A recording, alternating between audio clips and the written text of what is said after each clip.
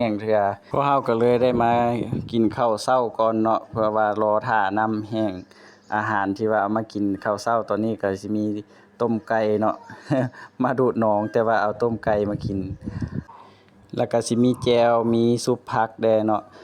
เป็นอาหารบ้านๆเนาะที่ว่าเฮากินเป็นประจำนั่นล่ะส่วนว่าผักกับบ่ผักอันหยังหั้นเฮาก็เก็บเอาน้ำสวนเฮานี่แหละเพราะว่าเฮาปลูกเองบ่ได้ใช้สารเคมีเนาะ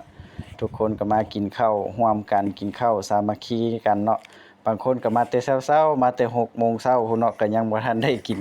ปลาเทื่อเนาะเพราะว่าน้ำยังบ่ทันแห้งรู้สึกว่าคาบข้าวนี่เป็นคาบข้าวที่แซ่บเนาะเพราะว่ามีหลายคนมากินร่วมกันแล้วก็บรรยากาศอยู่ทุ่งไร่ทุ่งนาแล้วก็หลายคนญาติกันกินอิหยังก็แซ่บเนาะ ระหว่างรอท่าน้ำแห้งเฮาเนาะเฮาก็ได้เอาหอยขึ้นมาต้มก่อนเนาะหอยก็มีแต่ตัวใหญ่ๆ